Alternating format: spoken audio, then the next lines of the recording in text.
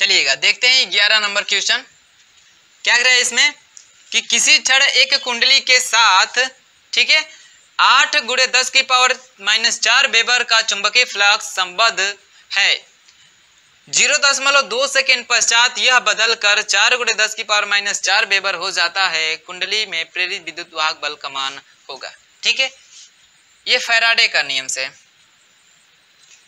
क्या होता है फॉर्मूला, E बराबर होता है, ठीक है, क्या होता है तो minus delta phi upon delta t, ये फॉर्मूला होता है। ठीक है, अब आपको दिया है φ1 का मान दिया है 8 × 10⁻⁻4 वेबर, ठीक है, और t सेकेंड बाद, ठीक है, जिस समय φ1 का मान 8 × 10⁻⁻4 वेबर है उस समय जो हमारा t1 है वो कितना है 0 सेकेंड है।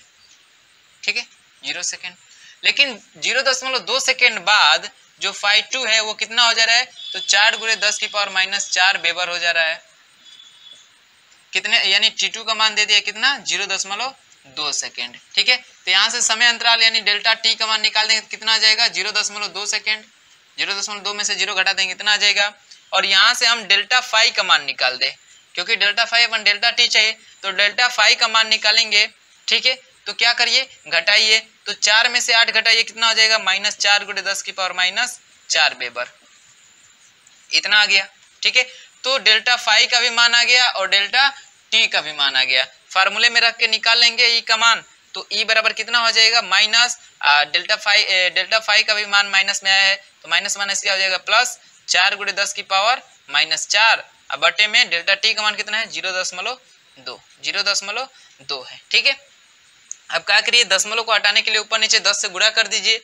ठीक है, तो क्या हो जाएगा 4 × 10 × 10⁻⁻4 अब बटे में कितना हो जाएगा ये 2 हो जाएगा, कितना हो जाएगा 2। ठीक है, अब देखिए इसको करेंगे, इसको तो 2 दूना के 4 कितनी बार में कट जाएगा 2 बार में, कितनी बार में 2 बार में, तो 2 गुणे और क्या हो जाएगा इतना ही दिया है ना, हाँ कितना हो जाएगा तो 10 की पावर कितना हो जाएगा ये -3 हो जाएगा, 10 की पावर -3। ठीक है, तो कितना आ जाएगा इतना आ जाएगा। ठीक है, 2 × 10 की पावर -3 वोल्ट। ठीक है, देखिए 2 × 10 की पावर -3 वोल्ट दिया है, मिली वोल्ट में दिया है, तो मिली का ही मान होता है ये कितना 10 की पावर -3 होता है। ठीक है, 10 की पावर -3 होता है, तो इसको लिख सकते हैं क्या, यानी यहाँ से E बराबर लिख सकते हैं 2 मिली वोल्ट। क्या लिख सकते हैं 2 मिली वोल्ट। ठीक है, 2 मिली वोल्ट, हमारा ऑप्शन कौन सा करेक्ट हो जाएगा 2 मिली वोल्ट।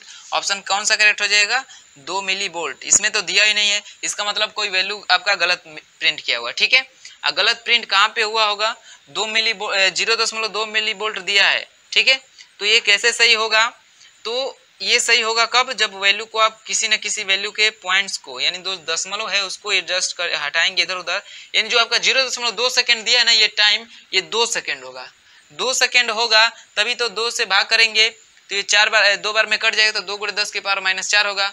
दशमलव को इधर एडजस्ट करेंगे तो क्या होगा ये जो घात में है -4 उसमें से कम हो जाएगा, 10 की पावर -3 हो जाएगा। ठीक है, तो 0.2 × 10 की पावर -3 यानी उसी को लिख सकते हैं 0.2 मिली वोल्ट। ठीक है, तो इसका जो आपका समय है इस समय को क्या किया होगा, इस दशमलव को न दिया होगा। ठीक है, चलिएगा सॉल्व करने का तरीका सेम यही है। ठीक है, इसमें कोई भी गलती नहीं है, आप लोग का आ जाएगा 2 मिली वोल्ट। ठीक है, तो आपका कोई वैल्यू इसमें से गलत दिया होगा। ठीक है, 2 मिली वोल्ट, या तो ये समय को आप लोग 2 सेकेंड कर देंगे तब आपका आंसर आ जाएगा 0.2। ठीक है, नहीं तो जो सॉल्व करने का तरीका है उसको आप लोग याद रखिएगा। ठीक है, जो वैल्यू दिया है क्वेश्चन में उसके अनुसार सॉल्व करेंगे तो 2 मिली वोल्ट आपका आएगा, 2 मिली वोल्ट आएगा, क्योंकि 10 से गुणा करेंगे तो दशमलव तो हट जाएगा 2 हो जाएगा, और ऊपर 10 से गुणा किए हैं तो इस घात में से एक कम होगा ना, ये 10 है तो 10 की पावर +1 है, ये -1 है कितना हो जाएगा -3 हो जाएगा, यानी -4 + 1 -3 हो जाएगा, तो 2 × 10 की पावर -3 इसी को कह सकते हैं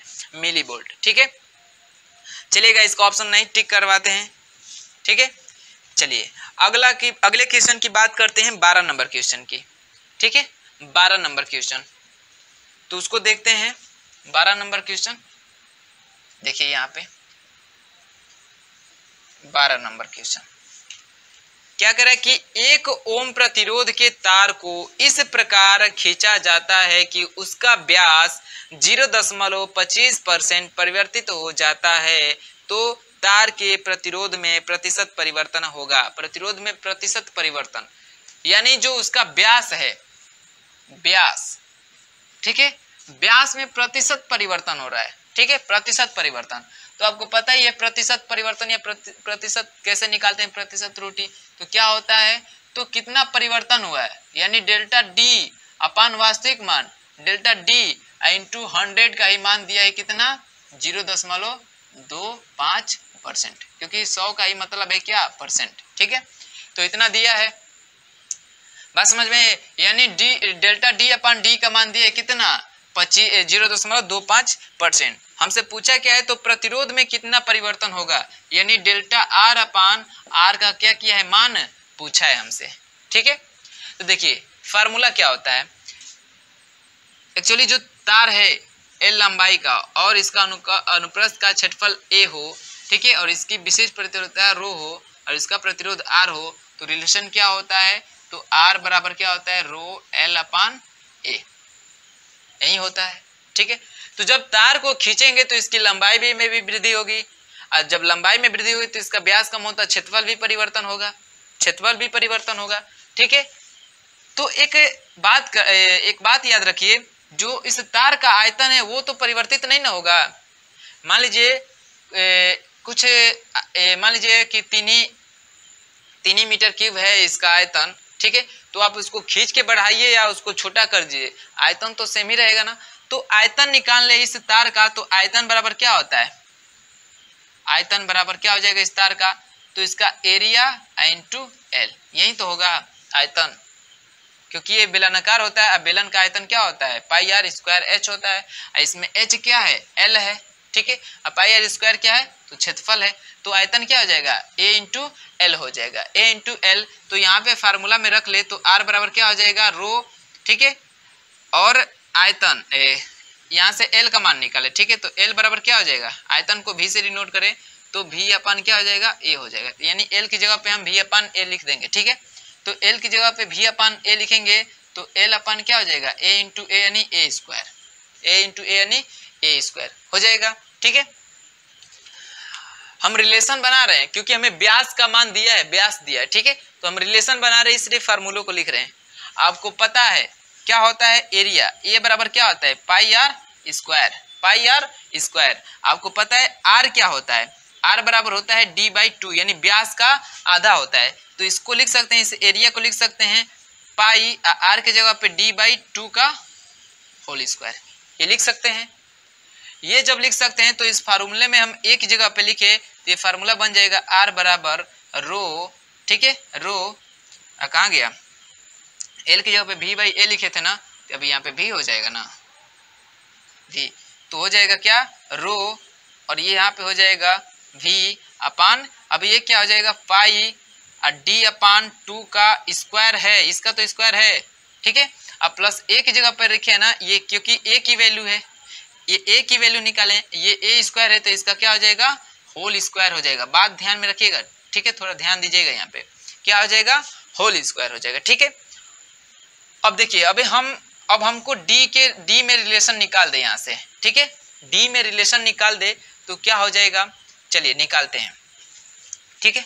देखिए क्या हो जाएगा, तो हो जाएगा यहाँ से निकालेंगे तो स्क्वायर करेंगे, जब इसका स्क्वायर है तो यहाँ से जब रिलेशन निकालेंगे तो आ जाएगा, देखिए आर बराबर आएगा क्या, रो भी अपान, देखिए पाई स्क्वायर हो जाएगा, और डी का देखिए डी का स्क्वायर भी है, इसका स्क्वायर भी है, तो कितना हो जाएगा, 4 हो जाएगा, अब बटे में अब 2 का स्क्वायर अब प्लस स्क्वायर, यानी 2 का 4 होगा, 4 का स्क्वायर 16, यानी हो जाएगा 16, ठीक है। अब यहाँ से देखिए हमें वैल्यू दिया है डी का, अब पूछा है आर का, तो इन सबको कांस्टेंट मान लीजिए, क्योंकि 16 भी कांस्टेंट है, पाई भी कांस्टेंट है, वी भी हमारा कांस्टेंट है, क्योंकि इसका आयतन बढ़ेगा बदलेगा नहीं, जो इस समय है इसको खींच के भी बढ़ाएंगे तब भी हमारा क्या होगा, आयतन वही रहेगा, और ये भी हमारा कांस्टेंट है। तो यहाँ से देखेंगे तो जो आर है वृत्त क्रमानुपात आएगा किसके, 1/d के घात 4 के, 1/d के घात 4 के। रिलेशन निकाल दिए, आर और डी में रिलेशन निकल गया यहाँ से, ठीक है, रिलेशन निकल गया। तो मैंने बताया है जब 2 पॉइंट्स ले लें तो व्युत्क्रम अनुपात में कैसे रिलेशन निकालते हैं, ठीक है, कैसे निकालते हैं तो चल जाएगा पता, ठीक है। तब देखिए बस यहाँ से कुछ नहीं करना है, आपको थोड़ा ये नोट हो गया है तो यहाँ पे सॉल्व कर रहे हैं, इसको मिटा के नोट कर लीजिएगा। जो लोग नोट नहीं किए उसको वीडियो को पॉज करके नोट कर लीजिएगा। अब देखिएगा क्या करेंगे यहाँ से। अब तो किसी की वैल्यू दी नहीं है, उसका तो परिवर्तन में दिया है, तो डेल्टा डी अपन डी कैसे आएगा, ठीक है। क्या करेंगे, इसका लॉग लेके अवकलन कर देंगे, ठीक है। तो जो r बराबर आया है 1/d⁴, तो इसको लिख सकते हैं क्या, r बराबर d⁻⁴। अब क्या करते हैं, लॉग लेने पर, ठीक है, लॉग लेने पर क्या हो जाएगा, लॉग r बराबर क्या हो जाएगा, लॉग d⁻⁴। आपको पता है घात आगे आ जाती है, तो लॉग r बराबर हो जाएगा -4 लॉग d।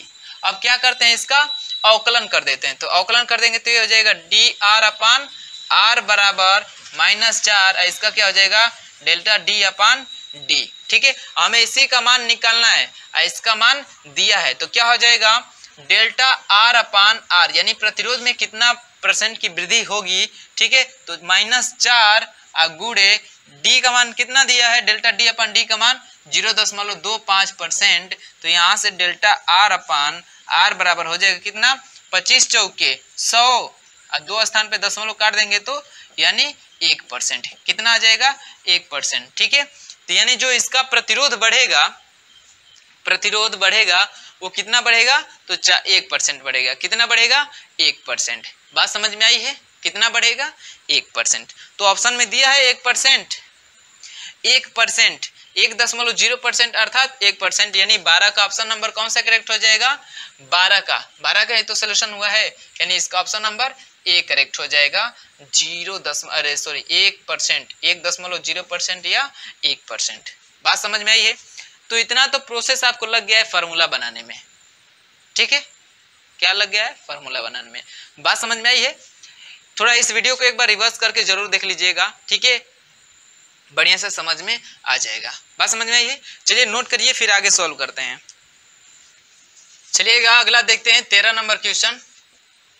क्या कह रहा है इसमें कि एक ही पदार्थ के 2 गोले जिनकी त्रिज्याएं r और 2r हैं, एक दूसरे के संपर्क में रखे हैं, उनके बीच लगने वाला आकर्षण बल का मान समानुपाती होगा, ठीक है, समानुपाती होगा, यानी किसके समानुपाती होगा, समानुपाती कहिए या अनुक्रमानुपाती कहिए, यानी जो उनके बीच लगने वाला आकर्षण बल होगा वो किसके समानुपाती होगा, यही हमें क्या करना है, बताना है, ठीक है। तो चित्र तो दिख भी रहा है, आप लोगों को बना भी दे रहे हैं। इधर एक ये छोटा सा गोला है और उसी के साथ एक संपर्क में बड़ा सा गोला है, ठीक है। इसकी जो त्रिज्या है r है और इसकी जो त्रिज्या है 2r है, ठीक है, 2r है। बात समझ में आई है। चलिएगा, जाहिर सी बात है इसका द्रव्यमान क्या हो जाएगा, केंद्र पे m1 हो जाएगा और इसका द्रव्यमान क्या हो जाएगा, m2 हो जाएगा। तो इसके बीच लगने वाला जो आकर्षण बल है किसके समानुपाती होगा, तो ये हो गया हमारा द्रव्यमान बिंदु, क्योंकि इस गोले का द्रव्यमान इसके केंद्र पे केंद्रित होगा और इसका इसमें, तो इनके बीच दूरी कितनी हो जाएगी, तो r ये प्लस 2r कितना हो जाएगा 3r, कितना हो जाएगा 3r। तो जो बल हो जाएगा F वो क्या हो जाएगा G m1 इंटू m2 बटा में, ठीक है, m1 इंटू m2 बटा में क्या हो जाएगा 3r का स्क्वायर। तो यहाँ से F बराबर निकालेंगे तो G m1 इंटू m2 बटा में कितना हो जाएगा 9r स्क्वायर। अब देखिए 9 भी हमारा क्या है, कांस्टेंट है, G भी क्या हमारा कांस्टेंट है, M भी क्या हमारा कांस्टेंट है, ठीक है, इसका तो द्रव्यमान बदलेगा नहीं, कांस्टेंट है। तो जो F है वो किसके समानुपात में है, तो 1/r² के, 1/r² के। यदि r की रिस्पेक्ट में ले तो ये इस तरह लिखे तो r के क्या है व्युत्क्रमानुपात में है, या इसी को लिख सकते हैं इसे समानुपात बनाना चाहिए, क्योंकि समानुपात पूछा है तो इसको ऊपर ले जाना पड़ेगा, क्योंकि बटे में है तो व्युत्क्रमानुपात कहेंगे, ऊपर ले जाएंगे तो क्या हो जाएगा r का पावर -2 हो जाएगा। तो जो बल होगा वो r की पावर -2 के क्या होगा, समानुपाती होगा, r की पावर -2, ऑप्शन नंबर ए, यानी 13 का ऑप्शन नंबर ए करेक्ट हो जाएगा। 13 का ऑप्शन नंबर ए, r की पावर -2 के क्या होगा, समानुपाती होगा। बात समझ में आई होगी। चलिएगा नोट कर लीजिएगा इसे, फिर अगला देखते हैं 14 नंबर क्वेश्चन। क्या कह रहा है इसमें, कह रहा है कि एक गुब्बारे में हीलियम गैस 27 डिग्री सेल्सियस और एक वायुमंडलीय दाब पर 500 मीटर क्यूब भरी है। ठीक है, यानी हीलियम गैस है और हीलियम गैस कितने डिग्री सेल्सियस ताप पे, यानी T1 बराबर दिया है 27 डिग्री सेल्सियस, ठीक है, ताप पे, और वायुमंडलीय दाब, वायुमंडलीय दाब, वायुमंडलीय दाब कितना दिया है 1 atm पे। ठीक है, वायुमंडलीय दाब 1 है, पर जो इसका आयतन है वो कितना है 500 m³ है, मीटर क्यूब है। ठीक है, कह रहा है यदि हीलियम गैस का आयतन -3 डिग्री सेल्सियस और हीलियम गैस का आयतन -3 डिग्री सेल्सियस और 0.5 वायुमंडलीय दाब पर होगा। ठीक है, अर्थात ये T1 का मान है और ये वायुमंडलीय दाब अर्थात P1 का मान है, ये V1 का मान है। ठीक है, हमसे कह क्या रहा है कि कितने ताप पे, तो T2 बराबर दिया है -3 डिग्री सेल्सियस पे, -3 डिग्री सेल्सियस पे, और वायुमंडलीय दाब यानी P2 बराबर 0.5 atm पे उसका जो आयतन होगा यानी V2 वो कितना होगा। ठीक है, तो जाहिर सी बात है ऐसे क्वेश्चन जो होते हैं इसके ताप को क्या करते हैं केल्विन में चेंज करते हैं, तो केल्विन में चेंज के लिए 273 ऐड करेंगे, इधर भी क्या करेंगे 273 ऐड करेंगे। ठीक है, तो जब ऐड करेंगे तो क्या हो जाएगा 273 में 27 जोड़ेंगे तो कितना हो जाएगा 300 केल्विन, इसमें ये माइनस है ये प्लस है, 273 में से घट जाएगा यानी 270 केल्विन हो जाएगा, 270 केल्विन। आपको पता है आदर्श गैस का समीकरण क्या होता है, PV/T जो होता है नियत होता है, नियतांक के बराबर होता है। ठीक है, तो यहाँ से हम निकालते हैं क्या P1 V1/T1 बराबर क्या आता है P2 V2/T2। ये तो फार्मूला सबको पता होगा, यहीं से निकाल लेते हैं। P1 का मान कितना है 1 गुणे V1 का मान कितना है 500 बटे में T1 का मान कितना है 300 बराबर P2 का मान कितना है 0.5 गुणे V2 का ही तो मान निकालना है, T2 का मान कितना दिया है 270, 0 से 0 कैंसिल, 3 दहा में 30, 3 नवा 27। ठीक है, 3 नवा 27। अब क्या करें यहीं से कर लेते हैं, चलिए अब देखिए तो 0 से 0 कैंसिल हो गया, 0 से 0 कैंसिल हो गया। अब इसका गुणा कर दीजिए तो क्या हो जाएगा, यहाँ से गुणा कर दीजिए तो 9 पचे 45, 450 बराबर क्या हो जाएगा 0.5 V2। तो यहाँ से V2 बराबर निकाल देंगे तो 450 बटे में 0.5, दशमलव का हटाने के लिए ऊपर नीचे 10 से गुणा, तो V2 बराबर क्या हो जाएगा 450 गुणे 10 बटे में 5, 2 बार में। ठीक है, 2 बार में, तो V2 बराबर कितना हो जाएगा, गुणा कर दीजिए 0, 2 5 10 को 0 हाथ में लगा 1 और 2 चौके 8 1 9, कितना हो जाएगा 900 मीटर क्यूब। तो जो उसका आयतन आ जाएगा कितना आ जाएगा 900 metre cube, 900 metre cube. Option दिया है, जी हाँ, ऑप्शन नंबर बी में दिया है 900 मीटर क्यूब, यानी जो 14 नंबर क्वेश्चन है इसका ऑप्शन नंबर बी करेक्ट हो जाएगा। ठीक है, 14 का ऑप्शन नंबर बी को क्या करिए आप लोग टिक कर लीजिए। बात समझ में आई होगी, चलिएगा नोट करिएगा इतना, फिर आगे सॉल्व करते हैं, नोट करिएगा।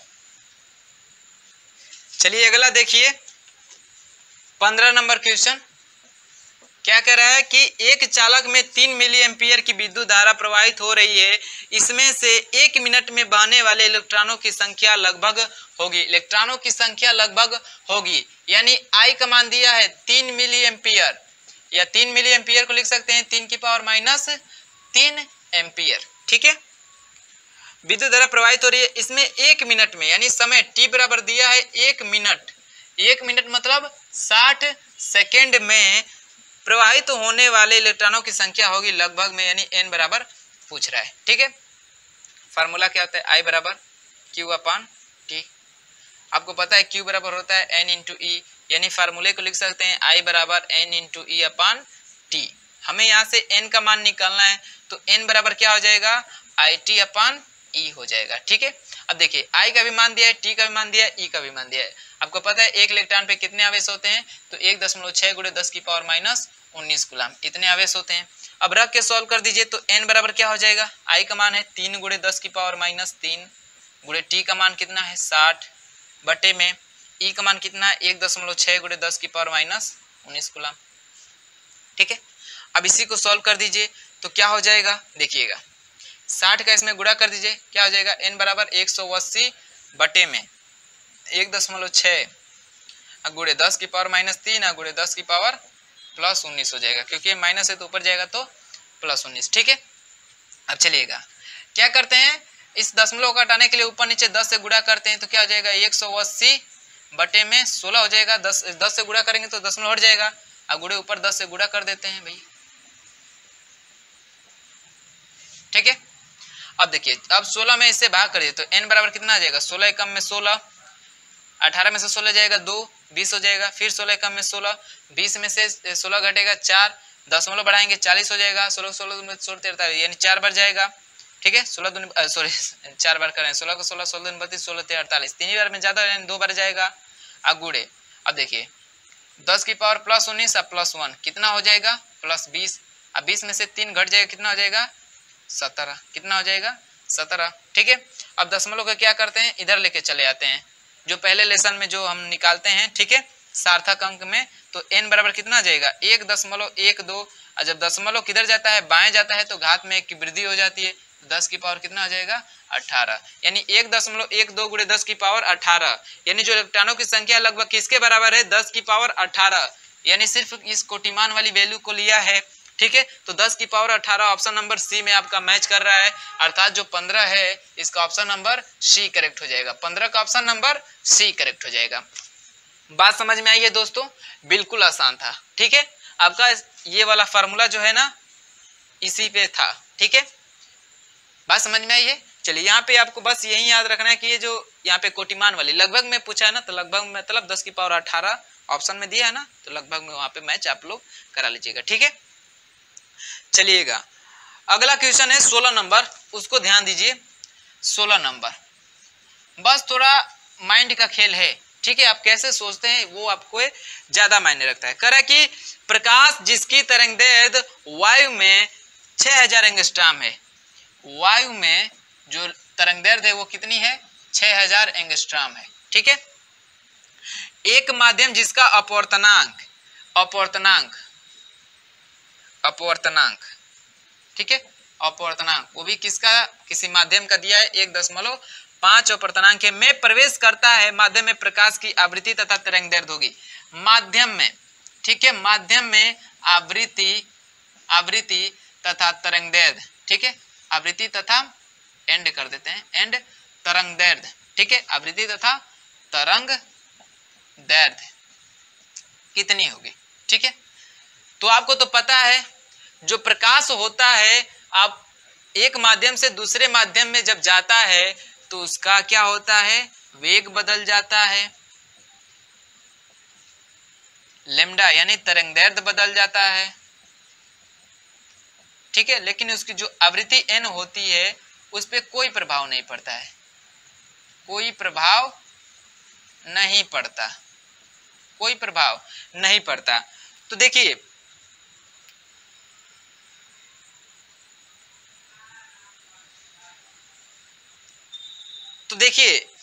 यहाँ पे देखिए जो आवृत्ति दिया है, पहले आवृत्ति फिर लास्ट में तरंगदैर्घ्य दिया है। ठीक है, तो आवृत्ति और तरंगदैर्घ्य पूछा भी है, तो देखिए चारों ऑप्शन में तो तरंगदैर्घ्य अलग अलग है। तरंगदैर्घ्य क्या है, पहले में 2 × 10 की पावर 15 है, 3 × 10 की पावर 14 है, 1 × 10 की पावर 15 है, 5 × 10 की पावर 14 है, यानी चारों ऑप्शन में से किसी भी दो ऑप्शन में जो आवृत्ति का मान दिया है वो सेम नहीं दिया है, अर्थात बस हम आवृत्ति का मान निकाल लेना तो हम ऑप्शन को टिक कर सकते हैं, क्योंकि आवृत्ति का मान निकालेंगे तो आवृत्ति तो बदलती है नहीं, आवृत्ति तो बदलती है नहीं।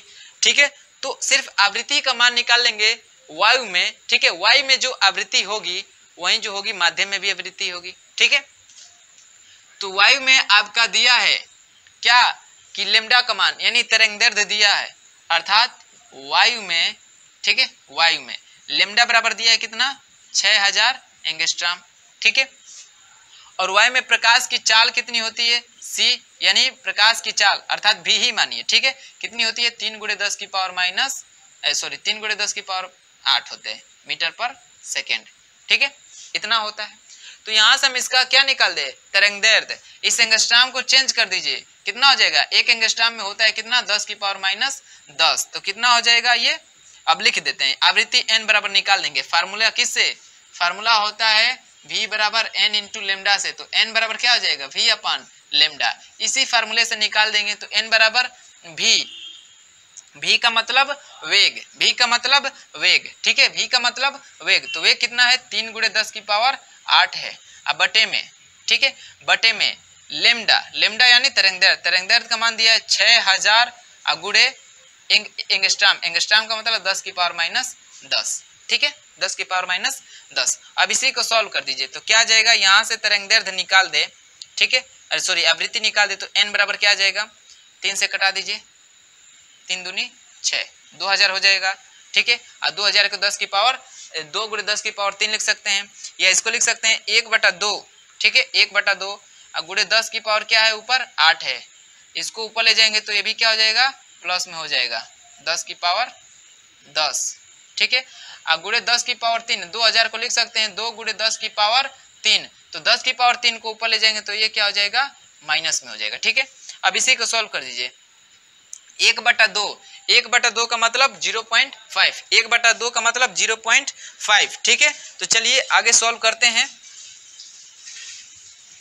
नीचे दिख रहा है आप लोगों को, देख लेते हैं।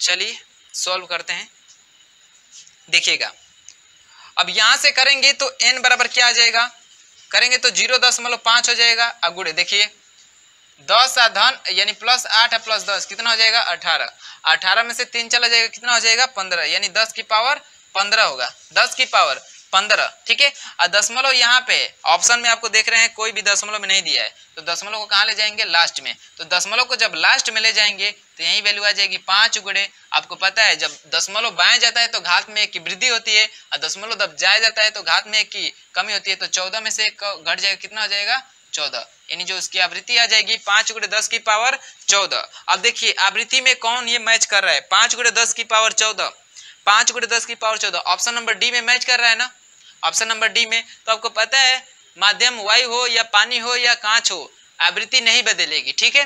तो आवृत्ति नहीं बदलेगी अर्थात माध्यम में जो आवृत्ति होगी वो ही 5 × 10⁻14 ही होगी, जो वायु में आवृत्ति है वही माध्यम में भी होगी। हमने एक आवृत्ति निकाल लिया, ठीक है, 5 × 10⁻14, और फिर ऐसा ऑप्शन किसी में यानी आवृत्ति जो है 2 बार यानी ऑप्शन में किसी में सेम दिया नहीं है, एक ही ऑप्शन में दिया है, अर्थात यहीं से हमें आगे उसकी तरंगदैर्घ्य निकालने की जरूरत नहीं है, हम यहीं से ऑप्शन को टिक कर सकते हैं, यानी 16 का जो ऑप्शन नंबर डी है वो क्या हो जाएगा हमारा करेक्ट हो जाएगा, 16 का ऑप्शन नंबर डी हमारा करेक्ट हो जाएगा। बात समझ में आई होगी दोस्तों, तो थोड़ा यहाँ से भी आप लोग काम करिएगा, ठीक है। चलिए नोट करिए इतना, फिर आगे सॉल्व करते हैं, नोट करिएगा। चलिए अगला देखते हैं 17 नंबर क्वेश्चन, ठीक है। 17 नंबर क्वेश्चन क्या कह रहा है ये कि दो समांतर तार जिनमें प्रत्येक में एक निश्चित विद्युत धारा I प्रवाहित हो रही है के बीच प्रतिकर्षण बल F लग रहा है, यदि प्रत्येक में विद्युत धारा को दोगुना कर दिया जाए तो बल हो जाएगा, तो बल हो जाएगा, ठीक है। तो प्रतिकर्षण बल लग रहा है, इसका मतलब समान दिशा में धारा बह रही है, ठीक है, समान दिशा में धारा बह रही है और दोनों में ही I धारा बह रही है, ठीक है। मान लेते हैं इसके बीच की दूरी क्या है D है, ठीक है, D है, और इनमें जो प्रतिकर्षण बल लग रहा है ये इधर भाग रहा है, ये इधर भाग रहा है, तो जो प्रतिकर्षण बल F लग रहा है वो क्या है F है, प्रतिकर्षण बल क्या है F है, ठीक है। तो कह रहा है यदि धारा को, ठीक है, यानी प्रत्येक यानी इन दोनों तारों में जो धारा है उसको दोगुना कर दें तो प्रतिकर्षण बल कितना हो जाएगा।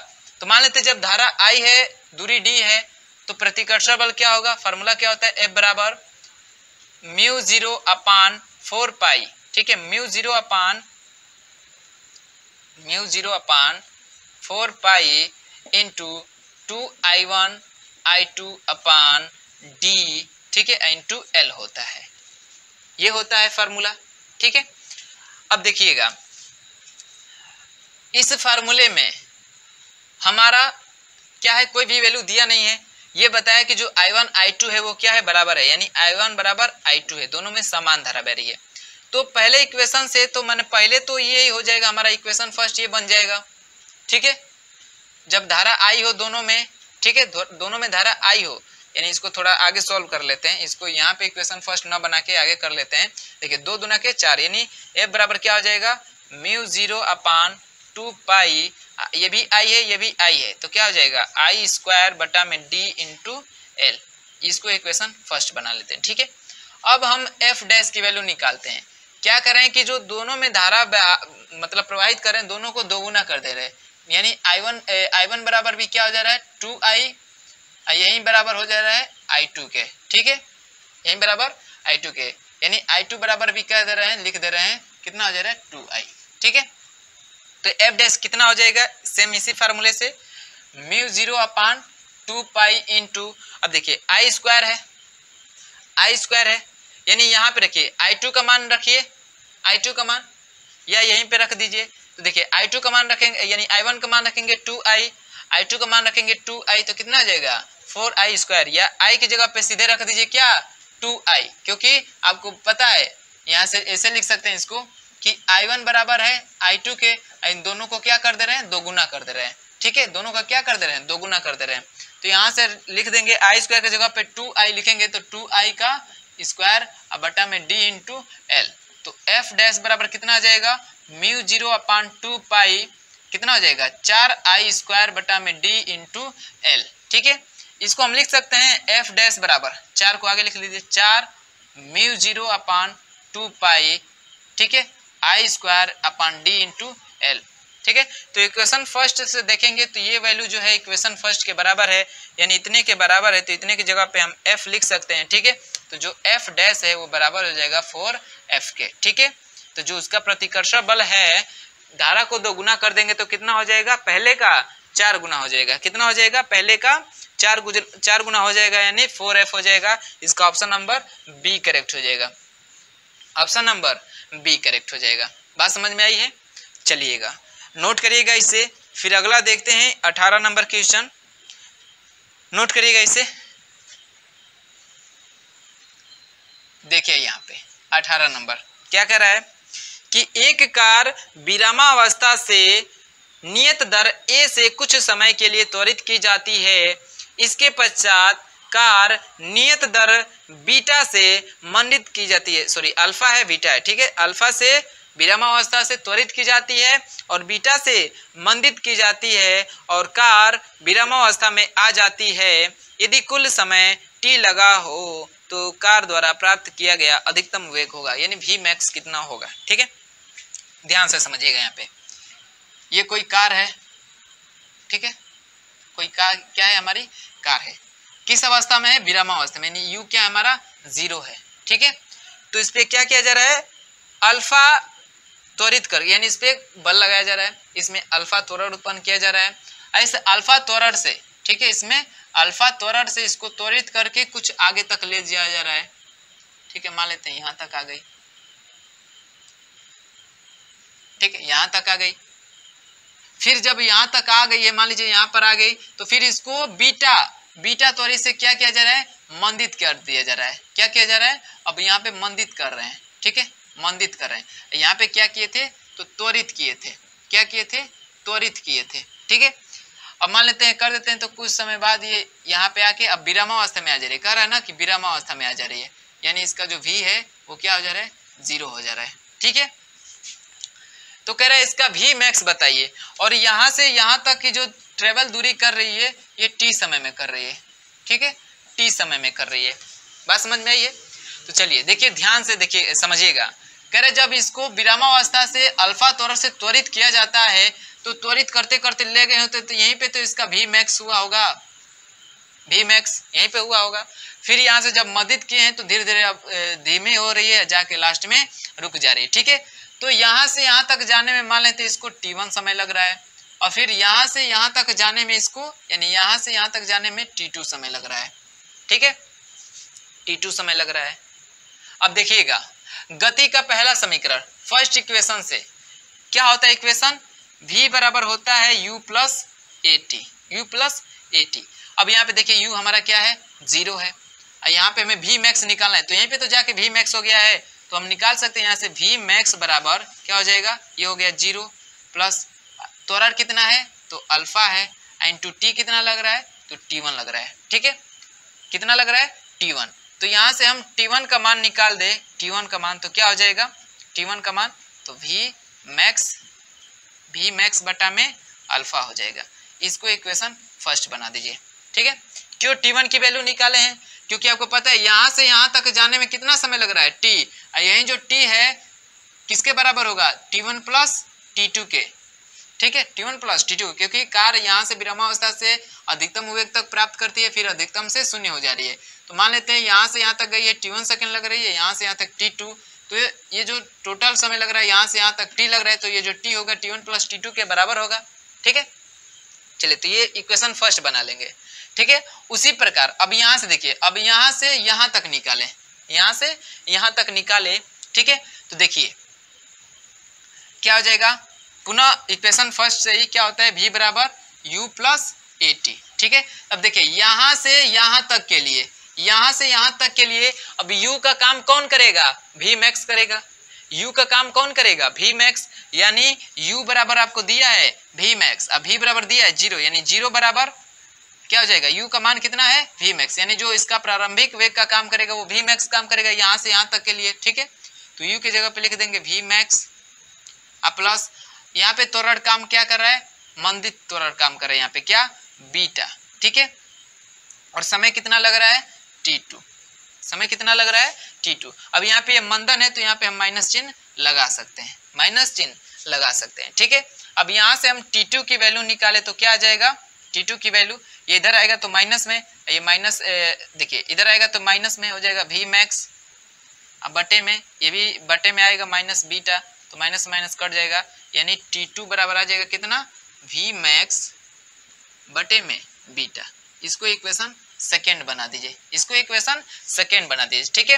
अब देखिए ये वाली, अब ये इक्वेशन उठाएंगे, आपको पता है कि कुल जो समय लग रहा है T लग रहा है, T बराबर है T1 प्लस T2 के, तो यहाँ से निकालेंगे तो क्या हो जाएगा, अब इसको आगे सॉल्व करेंगे तो T1 का मान कितना है, v मैक्स बटा में अल्फा, अब प्लस T2 का मान कितना है, तो v मैक्स बटे में बीटा, v मैक्स बटे में बीटा, ठीक है।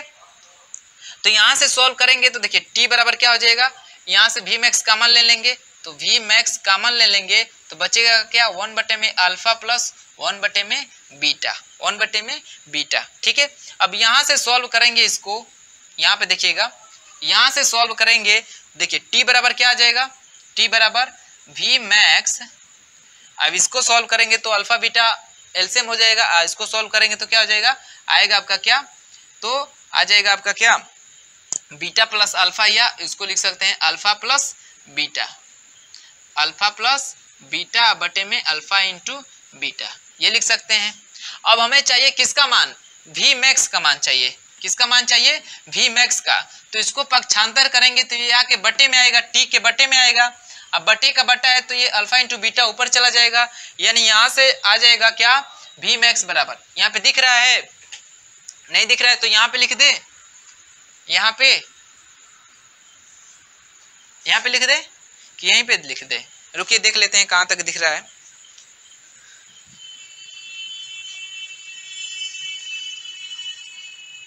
चलिए नीचे आपको दिखने को मिल जाएगा, देखिए क्या हो जाएगा, यहाँ से v मैक्स बराबर क्या हो जाएगा, यहाँ से निकालेंगे तो v मैक्स बराबर क्या हो जाएगा, ये t हो जाएगा, और t का बटा में आएगा ना, t का बटा में लिखेंगे इसको अल्फा प्लस बीटा बटे में अल्फा इंटू बीटा, तो अल्फा इंटू बीटा तो ऊपर चला जाएगा, अल्फा इंटू बीटा, अब बटे में क्या बच जाएगा, alpha plus beta, alpha plus beta. अब ये ऑप्शन मैच करा लीजिए, ठीक है, अल्फा इंटू बीटा बटे में, ठीक है, बटे में alpha plus beta into T, option कौन सा मैच कर रहा है, 18 का, ऑप्शन नंबर ए। देखेंगे तो इसको देखिए alpha into beta into T, अब बटे में alpha plus beta, option number A match कर रहा है, ठीक है। यानी जो 18 है इसका ऑप्शन नंबर ए को आप क्या करिए, टिक कर लीजिए, ऑप्शन नंबर ए को क्या करिए आप टिक कर लीजिए, क्या है, तो अल्फा इंटू बीटा अब बटे में अल्फा प्लस